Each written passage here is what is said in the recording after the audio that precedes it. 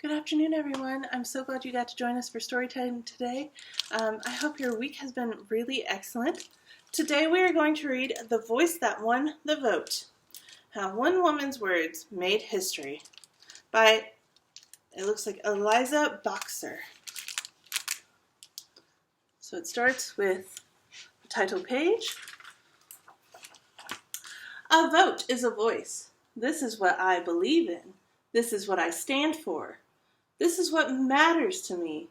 This is who I am. This is who I choose to lead my town, my state, my country. In 1920, women were still denied that voice. For nearly 75 years, they had organized meetings, marched in parades, carried signs, and made speeches demanding their right to vote. Say yes to suffrage, they shouted. They wore yellow roses. Yellow means yes. But they were silenced. Other voices drowned them out. Troublemakers. Uncivilized. Female voters will surely cause chaos. Women with a voice in politics? Nonsense. The only vote a woman needs is the vote to choose her husband. Ew. But nestled in a valley on a farm in East Tennessee, one woman was determined to have a voice and a vote. Feb Byrne was known around town as smart and strong-willed. At a time when most women didn't go to college, Feb did. She graduated and became a teacher. She read newspapers, magazines, and books. She loved to learn. Feb Byrne was especially fascinated by the laws and the people who made them. Every year on election day, the men who worked on her farm would head to town hall to cast their votes. And every year, Feb Byrne would watch them go. She was sick and tired of staying home, shut out of the process.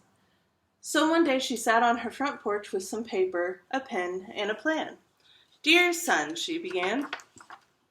A few days later, a letter arrived on the desk of the youngest lawmaker in Tennessee.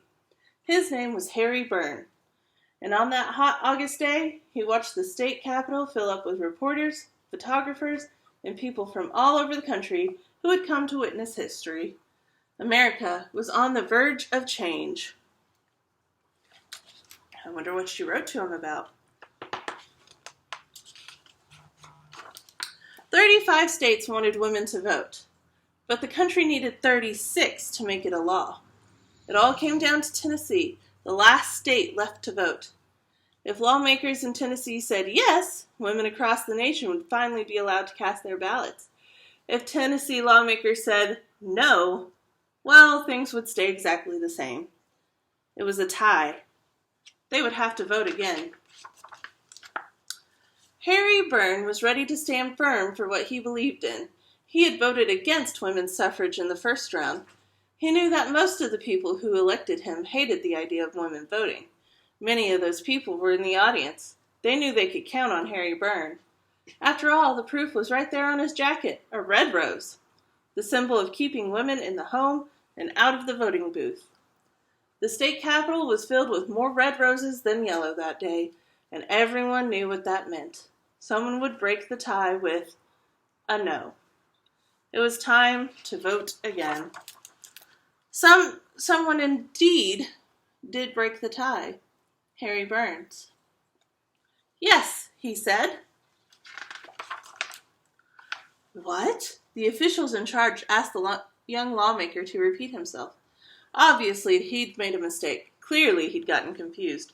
But there was no mistake. He was not confused. Harry Byrne wanted women to vote. No one could believe it.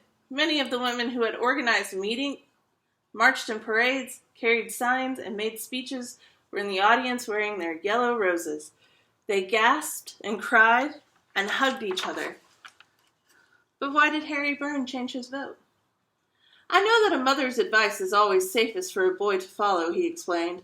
And then from his jacket pocket, behind that red rose, Harry Byrne pulled out a note from his mother, the one Feb Byrne had written on her front porch.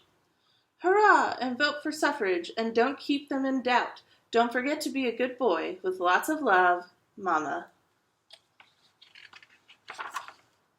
The people who had elected Harry Byrne were shocked and furious. A grown man listening to his mother? We'll show him, they thought. We will not vote for Harry Byrne in the next election. Byrne ruined in politics, declared the headlines. Harry Byrne understood. He knew that by giving women the right to vote, he was giving up his seat in the Tennessee House of Representatives. The people in his district just weren't ready for a leader who wanted women to vote. He told newspaper reporters, I am happy simply because I followed my conscience.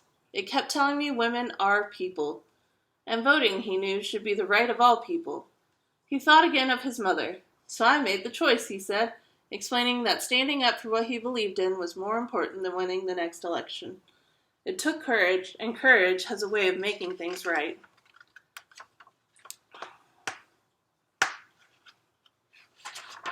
Election day came.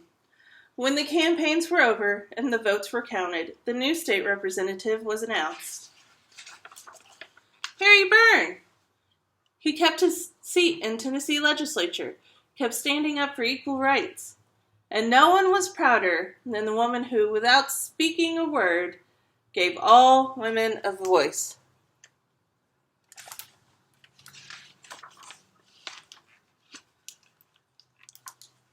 And so this is a timeline of all the women's suffrage movement.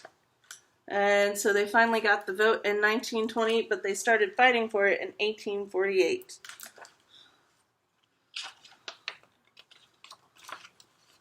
So, the end.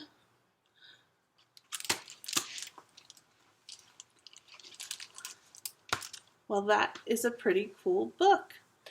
This is one of our new titles that you can find here at the library. We've got a whole bunch of new titles that have just been cataloged and are put on the shelves for you, so make sure you swing by and get a new title. On March the 1st, we will have a Mardi Gras themed craft for us to do at 4 p.m. And then I get to see you all at the district reading celebration, so that's going to be a lot of fun. But yeah, you guys have a good rest of the week, and be sure to come by the library sometime and pick up a book. Bye!